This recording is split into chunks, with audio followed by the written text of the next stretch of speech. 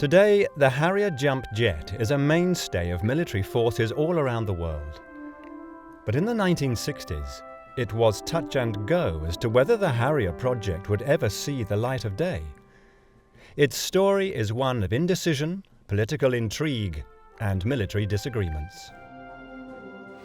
For a pilot, the Harrier is arguably the ultimate experience. It can go fast, it can drop bombs, it can fire missiles, it can hover, it can do just about anything you would want to do. It's always a challenge. At the end of a tiring sortie, landing back on the ship, particularly in rough weather, can be more difficult than everything else that's come before. So there's never a need to relax or take it easy, because the airplane will fight you if you don't watch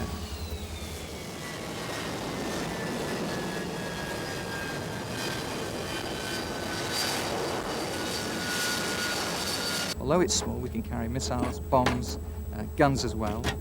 We're also capable of doing air-to-air refueling if we put an air-to-air refueling probe on, which can extend the range and the endurance of the aircraft. So out here particularly, and for literal warfare, we've got a small but very capable aircraft that can meet whatever is required, really.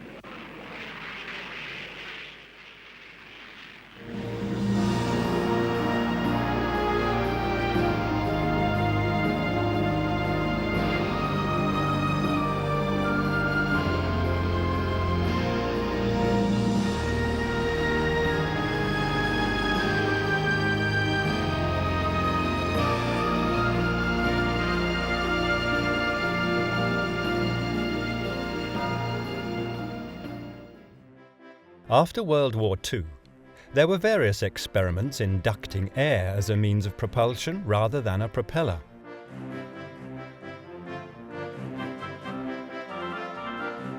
This same principle was applied to the vertical people mover, designed to help crews fly over impossible terrain. In 1957, Boeing were experimenting with their Vertol Model 76 tilt-wing research aircraft, which was to be powered by a single 850 horsepower Lycoming shaft turbine, geared to drive a pair of three-bladed rotor propellers mounted on a tilted wing. The real thing actually flew on the 13th of August 1957. Earlier, Rolls-Royce had been experimenting with its weird-looking flying bedstead. The TMR, or thrust measuring rig, was little more than two 5,000-pound thrust Neen engines, mounted with fuel tanks, controls, and a pilot seat.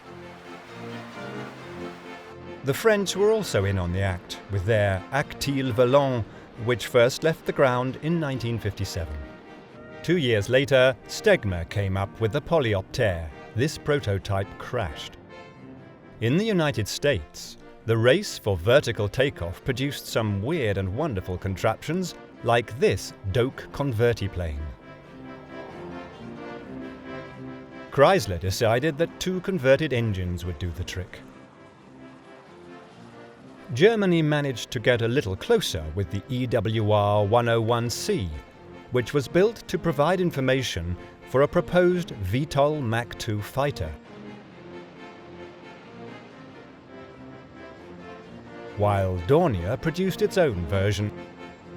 The American Bell Company tried two swiveling J-44 jets that could point backwards, downwards, or at any angle in between. It was reasonably effective as a system, which developed into the X-14, powered by two Armstrong Siddeley Vipers with a cascade vane system to give it lift. This is the jet-powered X-14, a test aircraft being flown at NASA's Ames Research Center near San Francisco. Although it looks like a conventional airplane, it can take off and land straight up and down.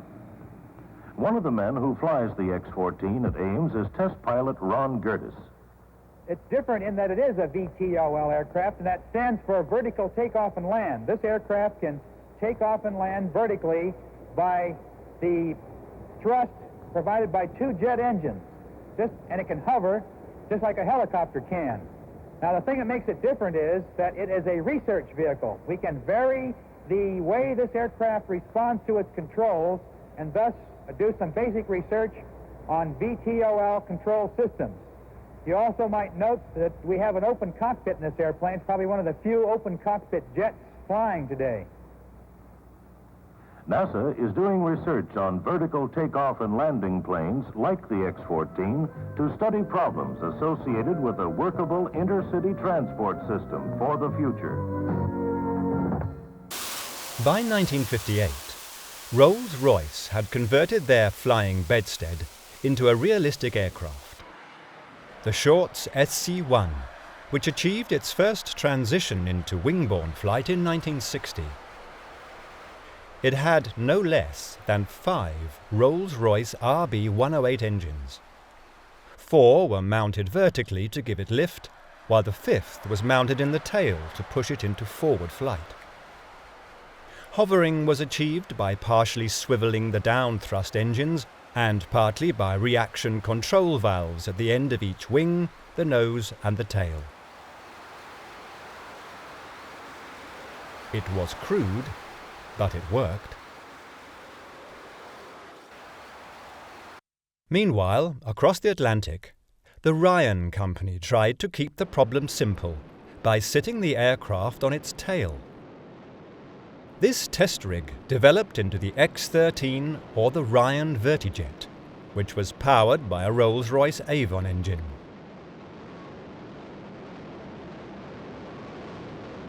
It had exhaust jet deflection to control it in the hover, and air jets in the wingtips to control roll.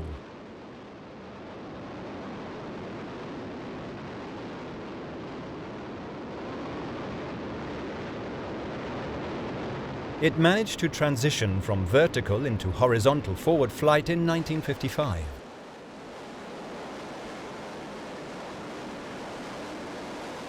It also managed to transition back into its vertical hover, but the main problem was that it had to be guided back to its mooring tower, which the pilot couldn't even see. The whole idea was a non-starter, because it would be very difficult to hide those towers on the battlefield, even though it could be transported on the back of a truck. The Lockheed Company had also experimented with their VTOL tail-sitter. The XFV-1 had a huge contra-rotating prop, and it was given a rather strange undercarriage to help it take off conventionally before hovering in the air and transitioning back into normal flight.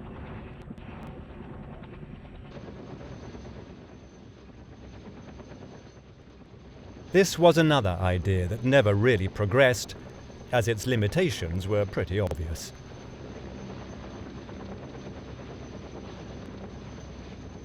But in the late 50s, Sir Sidney Cam of Hawkers directed his team to design an airframe based on an idea of a Frenchman, Michel Vibeau, for a single-engine vertical takeoff fighter called the Gyrocopter.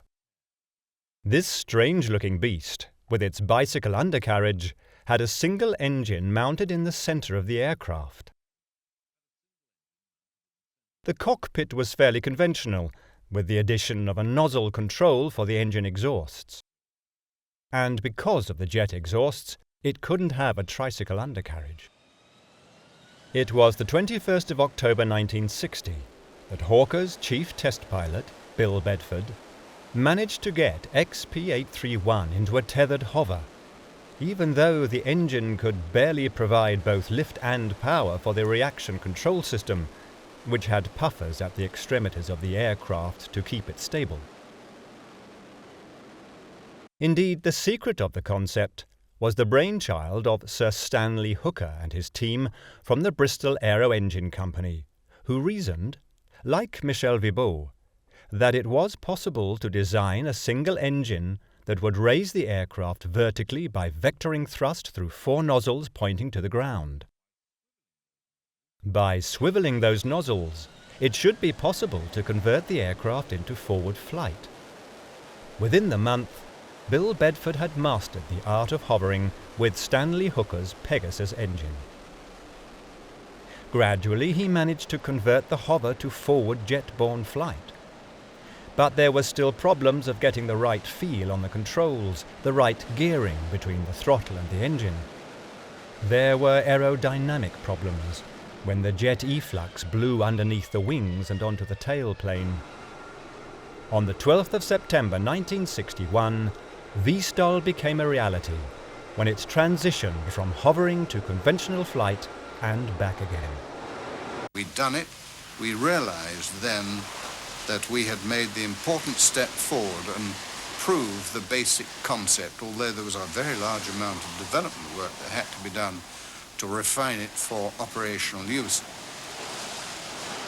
During these experiments, the power of the Pegasus engine had been increased from 11,000 pounds of static thrust to 13,500 pounds.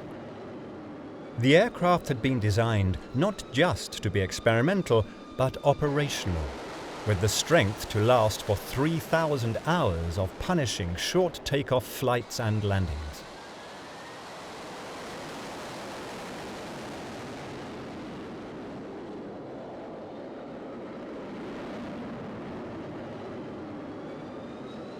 Another bonus was that, unlike any other jet fighter at the time, the P-1127 could take off and land on grass. But a major problem was getting the approach angle from the hover into the landing right. If the nose dropped close to the ground, the result was a smashed nose wheel. There were quite a few of them. This was certainly not the kind of vertical takeoff that Sidney Cam had envisaged in his P-1127.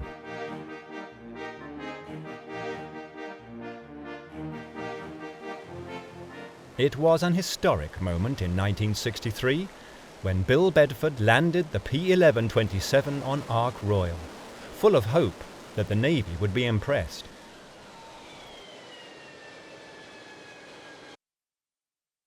"25 years later, he recalled the moment. Yeah, it's fairly relaxed from my point of view. Lots of comments made about you'll buckle the deck, you'll deafen the captain, and you'll blow the crew overboard. Nothing dramatic like that happened. But alas, the Navy was not impressed. Partly because the machine couldn't carry enough stores and armaments, but mainly because it didn't have enough range for their liking. At about this time, the Russians were developing their V-STOL, the Yak-38 Forger, powered by a main thrust engine and 2 lift jets. However, the Dassault Balzac, based on the Mirage 3, had no less than 4 pairs of Rolls-Royce 108 RB lift jets and a Bristol Siddeley Orpheus main engine. Trials began in October 1962. Only one prototype was ever built, and that was involved in 2 fatal accidents. The Hawker P-1127 was the only V-STOL aircraft to do its job with 1 engine. By 1963, the Vector thrust system had been thoroughly tested, and Hawker were eager to show off their new aircraft at the Paris Air Show that year, where it would be compared to the Dassault Balzac. Bill Bedford began his display by showing off the P-1127 at its very best.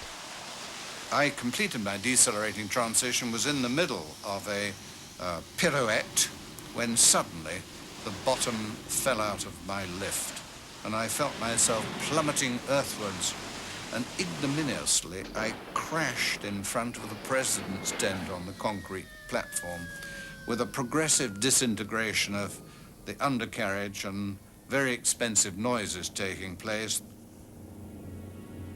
A year later, the aircraft was christened Kestrel, after the hovering bird of prey.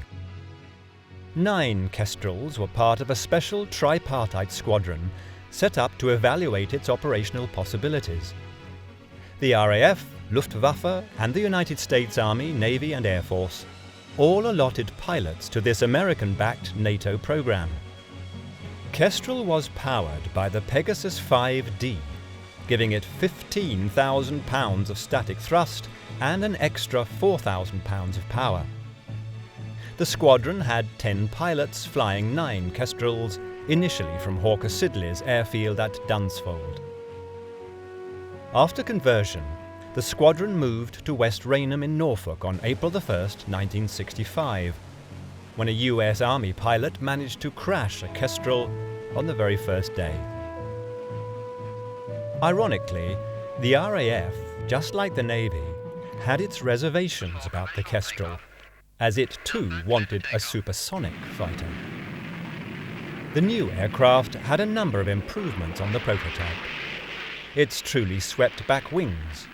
The tail was anhedral, or drooping, to stop the efflux problems, and the reaction control systems, the puffers, could now blow air both up and down, giving the aircraft even more maneuverability.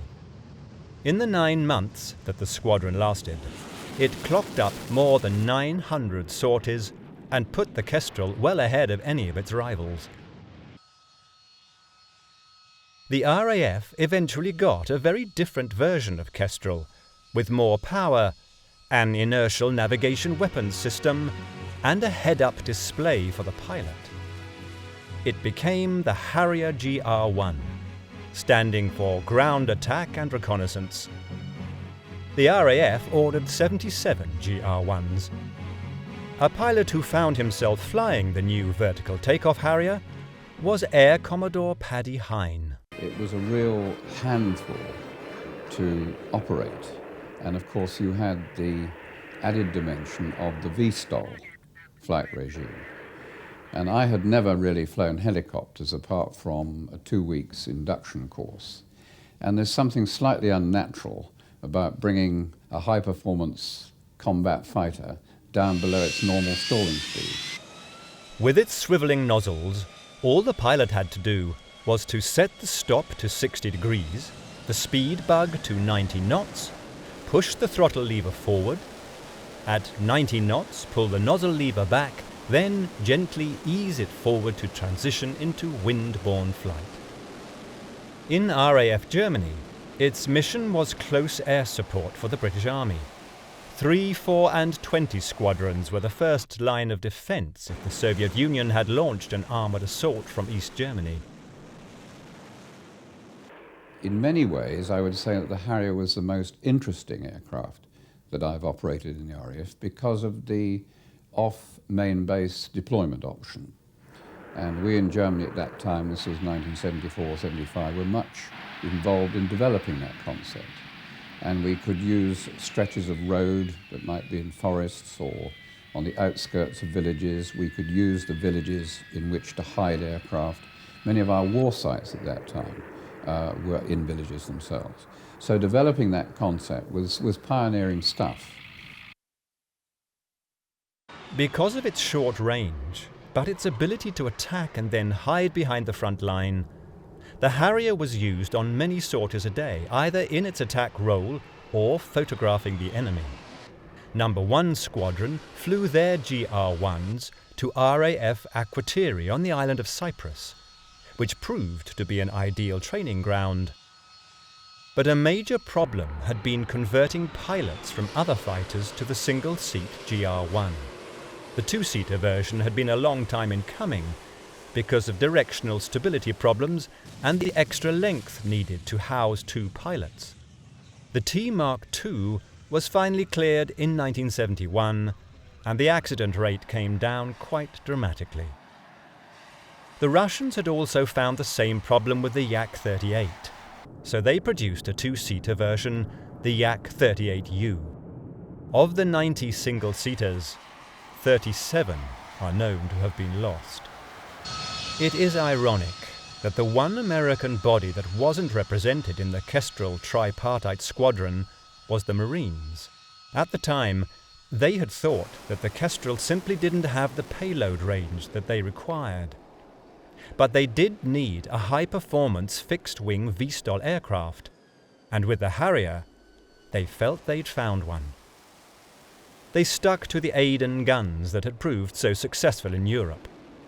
But they were the first to equip their Harriers, which they renamed AV-8A, with AIM-9E Sidewinder missiles. This meant that the Harrier acquired an air-to-air combat role for the first time. But some of the pilots were a little apprehensive. Learning the difference between conventional flight and the transition phase into VSTOL, or vertical and short takeoff and landing. That transition there is probably the most difficult thing to learn. But it's like anything else. It's like learning to walk. Once you learn how, it's easy. By 1974, the Marine Corps had 4 squadrons of AV-8As operational. 110 aircraft had been bought from Hawker Siddeley.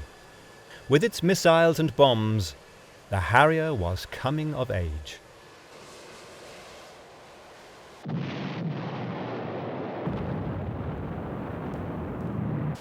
Another first for the Marines was that the Harrier was operated at sea, launched from the decks of Marine Corps assault ships, which meant that it was being pushed to its full potential for the first time. And this was in spite of American political opposition. In Europe, the RAF was still in a state of readiness as the Cold War with the Warsaw Pact continued. The philosophy of quick frontline turnarounds meant that the Harrier could carry a smaller payload but attack many times in a day because they could land so close to the action. Even the 18 mattress Sneb rockets per pod, which could be fired singly, in a ripple or all at once, could be loaded very quickly once the crews got the hang of it.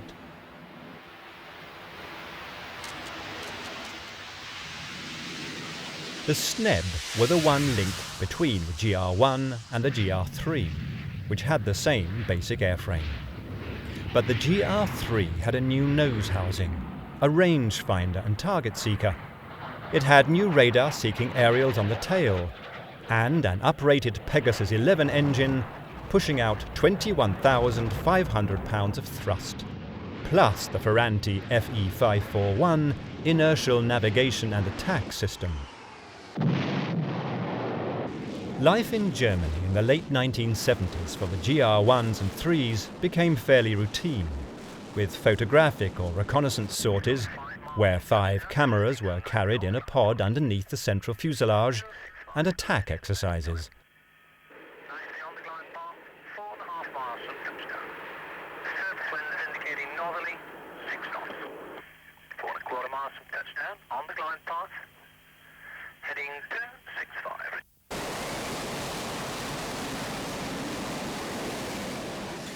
So far, the Royal Navy was still resisting a sea-going version of Harrier.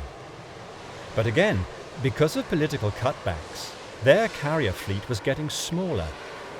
So Hawker Siddeley decided to have another go at convincing the powers that be that the Harrier did actually work. Their demonstrator GVTOL was dispatched to the helicopter cruiser HMS Blake in 1970. But because of the small deck space, the Harrier was greatly restricted in its payload, as it had to take off and land vertically. What was needed was short takeoff and vertical landing, STOVL. Conventional seaborne fighters still had to use complex systems to launch and retrieve them, which both the British and the Americans relished. Firstly, there were the cumbersome expandable deck cables used to slow the fighters in just a few feet. For takeoff, huge blast plates had to be raised from the deck before the aircraft was loaded onto a gigantic steam catapult. In this case, the Phantom was hooked up by yet another cable. When everything was checked, the fighter was quite literally thrown into the air in just a few seconds.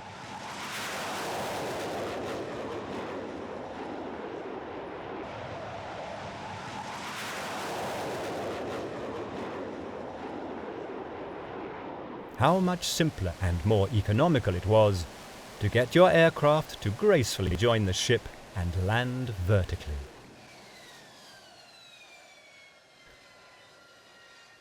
One of the unique features of the Harrier was that it did away with the catapult altogether, using its tried and tested rolling takeoff. Another staggeringly simple improvement was invented by keen skier Lieutenant Commander Doug Taylor in 1973. He reasoned that with a curved ramp at the bow of the ship, the exit angle from that ramp, no matter how bowed down the front of the ship, would always be up. In August 1977, the first trial ski jump was tried at the Royal Aircraft Establishment in Bedford. It was found that the aircraft needed only half its rolling takeoff speed and a third of the deck roll compared to the flat deck. The Royal Navy had seen reason in 1973 and ordered a new version of the Harrier, the FRS-1, Fighter, Reconnaissance and Strike. The Harrier really came into its own in 1982. On the 2nd of April that year, Argentina invaded the British Protectorate of the Falkland Islands in the South Atlantic. Britain's response was to assemble a task force of some 40 warships, including the aircraft carriers Invincible and Hermes. As the Falklands were 8,000 miles away, it would take at least 2 weeks to get there, and as Britain had no airfields within thousands of miles of the islands, the only aircraft that could be used for the air defence of the fleet was the V-STOL Harrier. The Sea Harrier, and a Ferranti Blue Fox air intercept radar in the nose for its air defence role, had an autopilot control system, and it was equipped with A9 Sidewinder missiles. Its task was round-the-clock protection of the fleet against any Argentine air attack. There were 20 Sea Harriers in the task force, which were later reinforced by 8 more.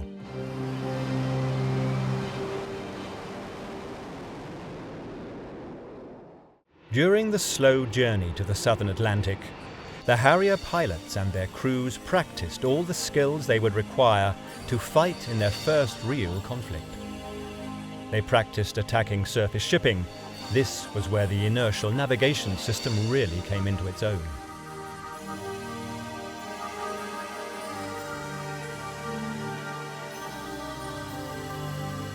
They trained for combat air patrol as they got nearer and nearer to the islands.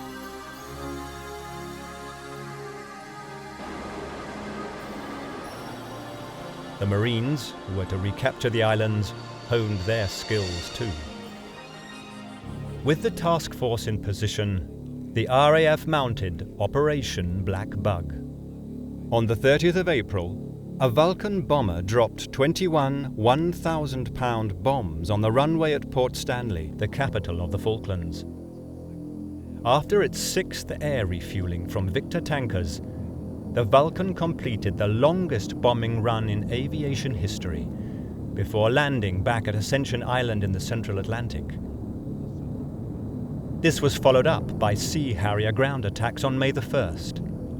These and other attacks proved to the Argentinians that in spite of a lack of airfields, Britain was capable of long-range bombing, and the Argentinians were forced to pull back some of their air force in case of an attack on Buenos Aires itself. The RAF also contributed No. 1 Squadron GR-3 Harrier fighter bombers based on HMS Hermes. And we were going down there in an air defence role initially, but we couldn't carry missiles. So there are a number of modifications which had to be done to the programme in pretty short order. Having got down there, then there are obviously limitations of the aircraft which were known before, but the conflict confirmed. Short range, limited payload, not a particularly effective nav system, and a very limited self-defence system. And indeed, we lost aircraft down there to ground fire. In the dogfights that followed, a trick learned from the Americans called viffing fooled many of the Argentinian pilots. This was when the Harriers seemingly stopped in mid-air. But the French had not only supplied Argentina with Super Étendards and Mirage 3s, they had also sold them long-distance sea-skimming Exocet missiles, which, because of a lack of an airborne early warning system, meant that many of the British ships were badly hit. On May the 1st, a Sea Harrier flown by an RAF exchange pilot, Flight Lieutenant Paul Barton, downed an Argentine Mirage with a Sidewinder. The Harrier was at war, a war during which it would destroy more than 20 Argentine jets.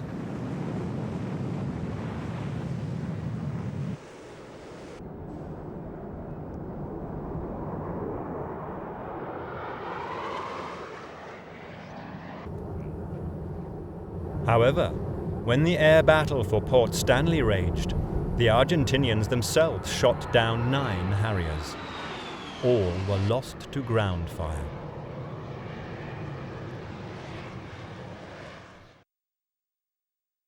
I think when we came home from the conflict, number one, we've now learnt how to operate with the Navy. Let's continue to try to do it, maybe on an annual basis. And indeed we succeeded in doing that until the end of the GR3 era. We're about to start again now with the GR7. We confirmed the need for an electronic warfare system, and ideally a fully automated one, integral to the aircraft, and that's what we've got in the GR7, and I think that carried across from the lessons there. We learnt the need for self-defence missiles, and indeed a late modification for the GR7 put 2 missiles on it, again as a direct result of our involvement in that conflict. The Argentinians surrendered on June the 14th, 1982. Even after the successes of the GR3s in the conflict, a bigger Harrier was clearly needed. The GR5, built by McDonnell Douglas and British Aerospace, was test flown at Boscombe Down in 1985. 10 years earlier, the British government had withdrawn all funding for further Harrier development, but McDonnell Douglas had joined forces with the US Marine Corps to produce the AV-8B, with a bigger carbon fibre wing and a modern raised cockpit based on their F-15 layout.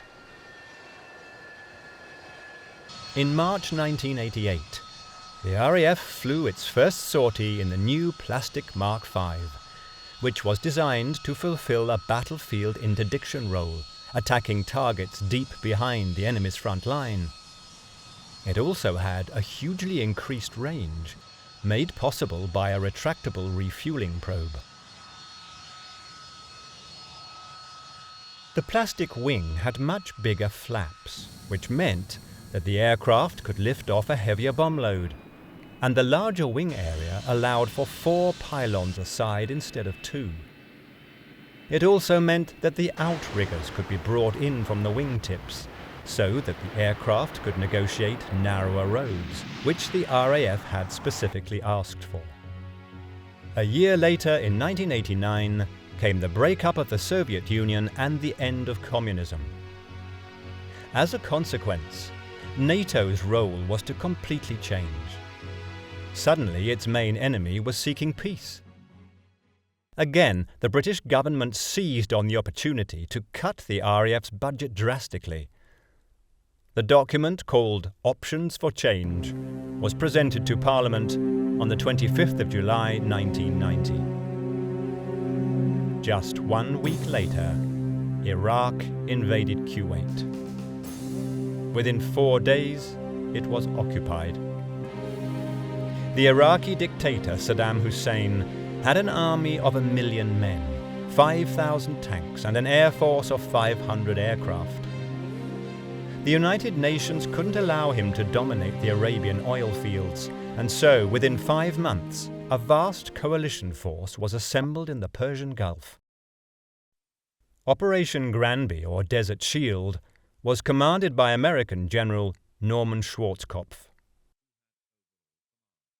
At his right hand was General Chuck Horner, commander of the Allied Air Forces. His job was to win air superiority over Kuwait before the ground troops moved in.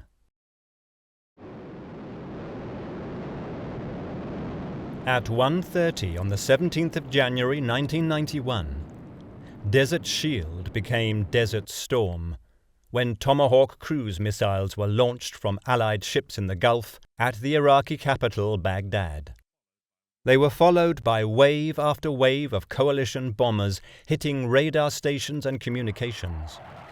Over 200 targets were hit in the first 10 minutes alone. And it was essential in those first few days of war that we quickly established air superiority, and insofar as we were able, we kept the Iraqi Air Force on the ground. We were vulnerable on our own main bases through overcrowding. We had tens of thousands of troops arriving in theatre and deploying forward to their combat assembly areas, and we were vulnerable to air attack, and so we had to ensure that there was no air attack.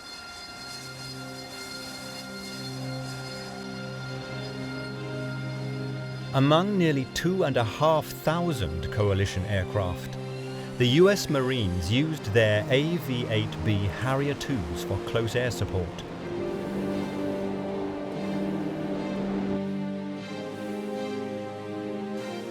The overall effect was to completely neutralize the Iraqi Air Force. The Iraqi planes were either shot down or fled.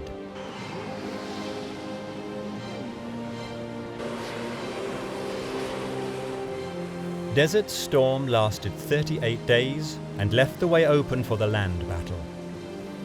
Operation Desert Force started at 4 a.m. on the 24th of February 1991. Such was the success of Allied air superiority that the ground war lasted a mere 100 hours.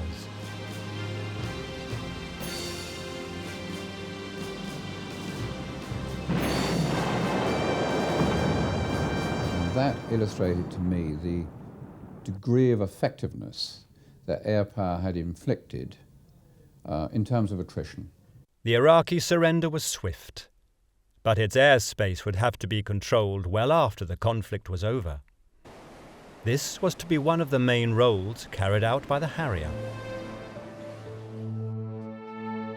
However, it wasn't long before the Harrier was in action again in the brutal war between Serbs, Croats, Muslims and Christians in the former Yugoslavia in the early 1990s, which brought the awful phrase ethnic cleansing into use.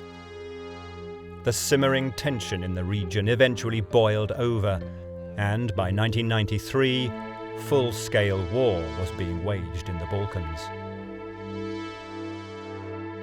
The United Nations organized troops for humanitarian relief, and in March 1993, the United Nations authorized a ban on all flights of fixed and rotary-winged aircraft over the airspace in the Republic of Bosnia.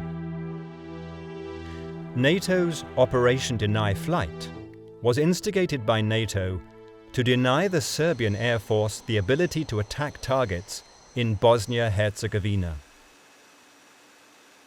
With Harriers on board, the British aircraft carriers Invincible and Ark Royal were sent to patrol the waters of the Adriatic, as Captain Terry Loughran remembered.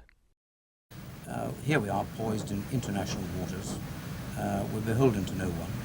We are in fact a go-anywhere airfield, so it doesn't matter where the wind comes from, or if fog comes and prevents them flying from the shore, then we still have the ability to do that from the sea.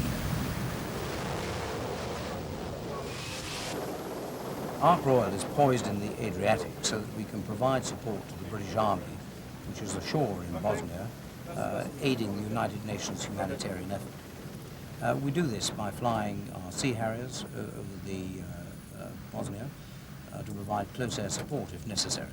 Now we hope that we will not have to drop any bombs, and indeed in our experience the very noise and sight of the aircraft coming over the top is sufficient to make people stop firing. RAF GR-7 Harriers were also deployed from their land bases in Italy. They were equipped for a night fighting role, using the FLIR infrared system. But at that stage of the conflict, the RAF and the Navy were in agreement. No, we don't actually want to be dropping the bombs. It's the threat of dropping the bombs, I think, that it's about. The flexibility, you know, we get airborne and you can tell us to go anywhere in the theatre and we can go there. We've got the fuel, we've got the range, we've got the bombs that we carry. And again, it's, you know, carrying the big stick, if you like, the threat. You know, we all hear about drawing the lines in the sand. Well, we're part of that. I mean, we are that line. You know, you step beyond it, the guys on the ground then can call upon us, you know, to give them some help. This time it's a UK GR-7 Harrier aircraft, once again on an ammunition storage depot. As the conflict escalated, however, it became inevitable that bombs had to be dropped. For this pilot, the realities of war were soon all too apparent. On the 16th of April, I was launched as leader of a two-ship Sea Harrier formation, Vixen 2-3, to go over Bosnia on a close air support, a standard mission over Bosnia. While we were over there, 20 minutes into the sortie, we were tasked by Magic, the controlling agency, to contact Fortune 3, who's a forward air controller there, in Garajda. On doing so, he sounded very worried. The whole city was getting shelled. We could hear shells over the radio. He said that the 2 tanks on the northern ridge were actually carrying out the shelling. And he wanted to investigate and identify the tanks as Serbian tanks, which we did. And we took 3 passes to identify 2 tanks. We then set about a racetrack to do bombing runs. On each of the runs, each 3 first runs, it wasn't possible to drop a bomb because of collateral damage. We couldn't be sure that the bomb wouldn't hurt friendlies or where the bomb would go, basically. So we attempted a 4th pass, which I attempted. Again, the same situation, couldn't really identify the friendlies, so we couldn't drop. Pulled off the target. And going through about 4,000 feet, there was a massive bang and a flash, and the aircraft was upside down. I then gathered my thoughts together after looking at the warning panel. Obviously the aircraft had been hit by a missile. The aircraft was on fire. I righted the aircraft so it was right way up, but still descending. It was then that I decided to eject from the aircraft. On pulling the handle, there's a large bang underneath your seat and a large rush of wind and a blackout as such, I suppose, with the blood rushing from your head.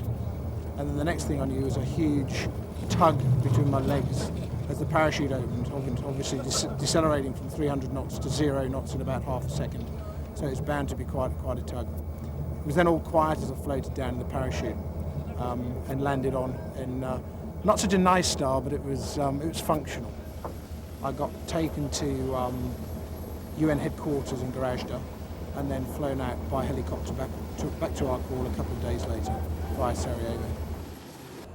In spite of the Navy's initial resistance to the Harrier, their FRS-2 has given it remarkable service, with an almost faultless readiness record, a tribute to the work of the unsung maintenance crews, such as those below deck here on Ark Royal in Bosnian waters. We've got 6 Harriers, just over 100 men here to maintain them and arm them.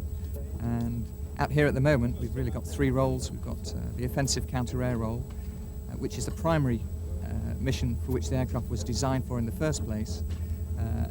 Aside from that, we've got an attack role.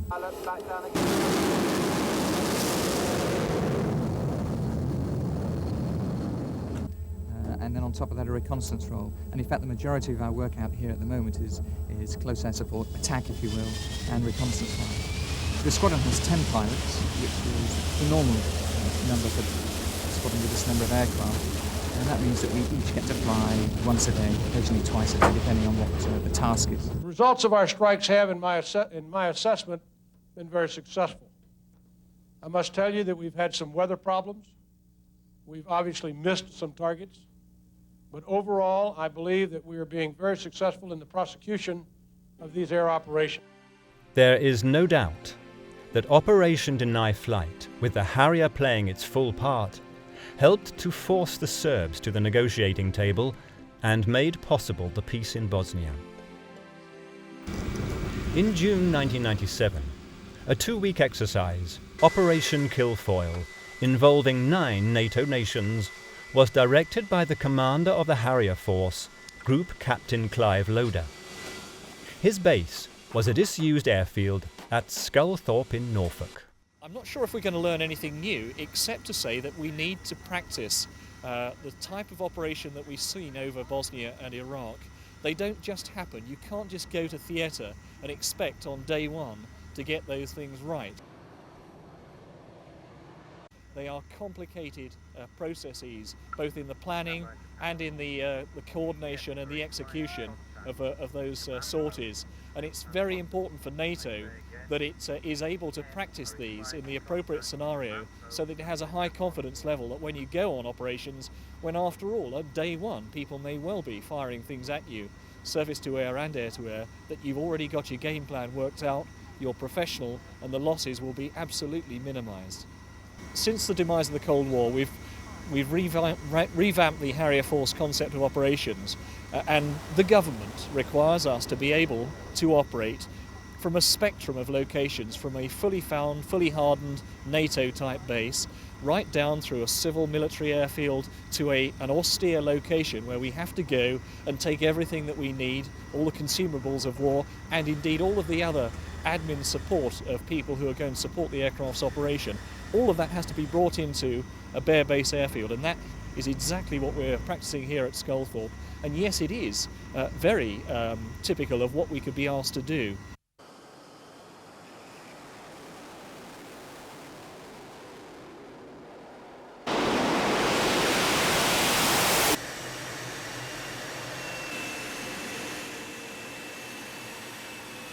You only have to think about things that are going on in Africa and the like at the moment.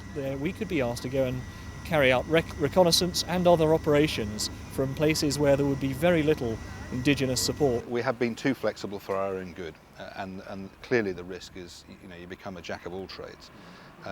And indeed, with the advent of UN peacekeeping operations over Bosnia, everything now moving up to medium to high level in those theatres, but still having to retain the low-level capability, the demands that we're making of the young aircrew compared to when I joined the Harrier Force, I mean, they're significantly greater, and I continue to be impressed with the way they can get their minds around the problem and do it. So how does the Harrier Force choose its new pilots? We are looking for somebody that Valley, as the output of the advanced training system, says, here is an individual who is capable of flying a single-seat aeroplane. He's got the hands and the feet and the mind to fly the thing properly and work on his own. Beyond that, you're looking with someone with bags of capacity, frankly, because when it gets busy, and I think when it gets dark, single-seat, low-level operations at night, you need a bit of spare capacity around. But how did Malcolm White become a Harrier pilot himself? I'd been flying Hunters at Wittering, and whilst doing my ground school on the Hunter, I'd watched a number of unfortunate incidents with a Harrier, and had gone home saying, well, the last thing I'm ever going to do is fly that aeroplane. And then later, as things happen, I was selected to go to the Harrier OCU. I went down there, I have to say, concerned. The first solo that you did in the aeroplane was a vertical takeoff. Yes, and we'd flown a few hours in a helicopter, but I had really not put my mind around sitting in a hover with several tons of metal. And when I finally got up there and everything was working and I wasn't drifting all over the airfield, I do recall sitting there thinking, my God, this is fun. Not as much fun as when I was landed, I was still in one piece, but that's really my memory of the first trip. There are weapons and weapon aiming systems which are in the pipeline for us, which are very important. You'll have seen in the Gulf War, for example, the use of TIAL, the Thermal Imaging Airborne Laser Designator. It's very important for us that we get the ability to have that system on our own aircraft, because if you, all the while you have to rely on another aircraft type to do your designation for you, then you also limit the ability and to deploy to different airfields and different locations. What we want to be able to do is be able to do the whole job with Harrier aircraft.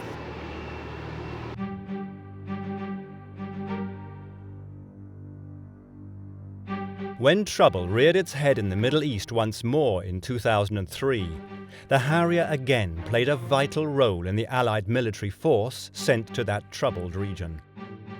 7 RAF Harriers demonstrated their effectiveness in a series of close air support sorties against a number of Iraqi troop deployments, artillery emplacements and tank formations.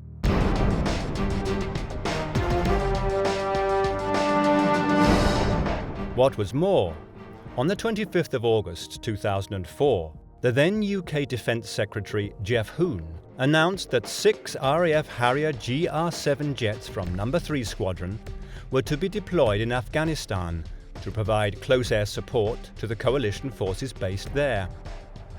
These were the first RAF fighter planes to be sent to Afghanistan to help in the continuing fight against the Taliban.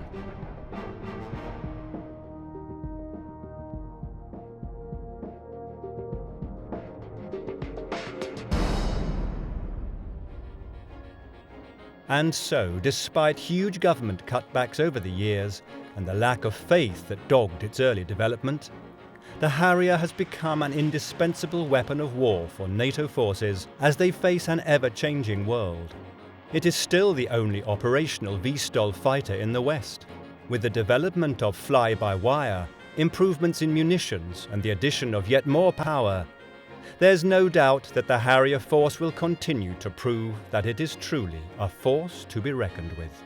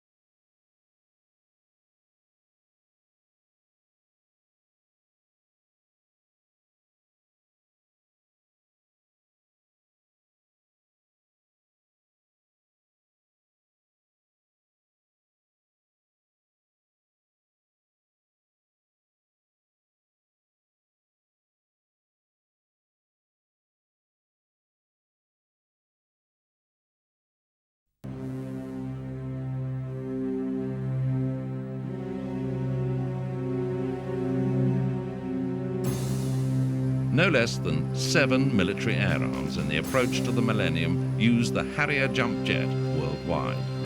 But in the 1960s, it was touch and go as to whether the Harrier project would ever see the light of day.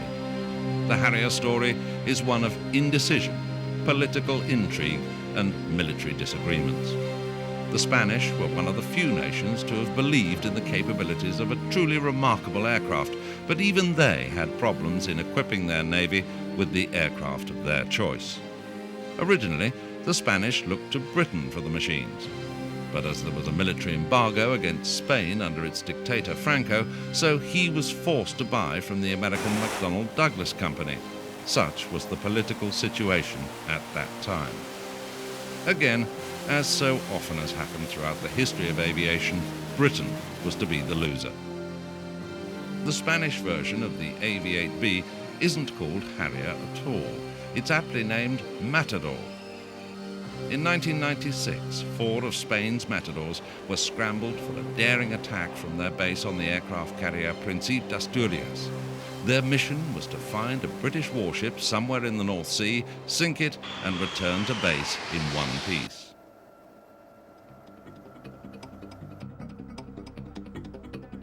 The second barrier is also at a bird of green 45 from 8 miles out to 30 miles plus. As the Matadors approached, the crew on board HMS Campbelltown prepared for action. First aircraft, green 80, guys, that's fine. Continue ready. Start battery, aircraft bearing green. Start green at 70.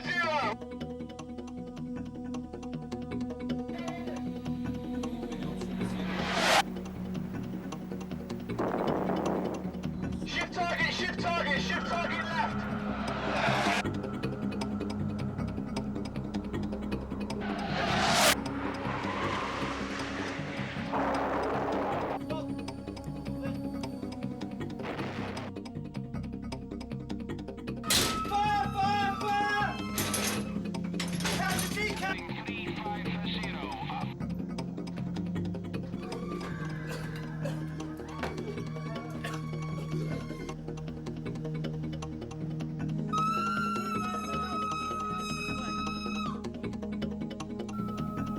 Of course, this was just an exercise, but it had to be made as real as possible. We always have an annual exercise in the North Atlantic involving most of the Atlantic nations with their armed forces, their navies, their air forces. It's extremely important and very valuable. In fact, both the Matadors and the Tornadoes were doing their impersonation of Exocet missiles being fired from long range, and in reality, the cruiser would probably have shot them down. The Matadors all returned safely to their base under the watchful eye of Rear Admiral Lorenzo, who was AC Task Force.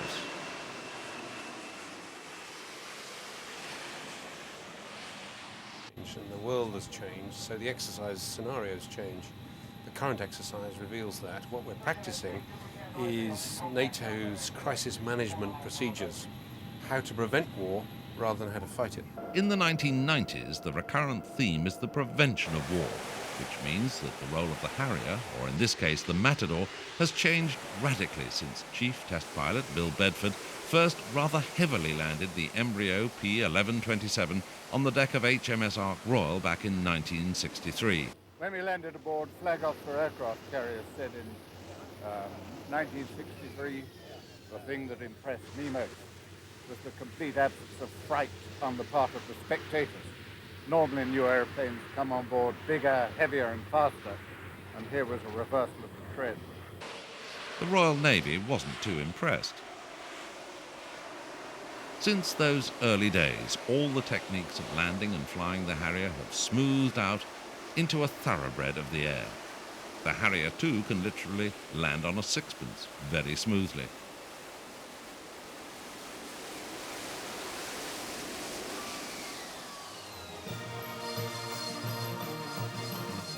In this modern world, exercises like this are designed to keep pilots, ground crews, seamen, and the thousands of backup personnel in the peak of readiness.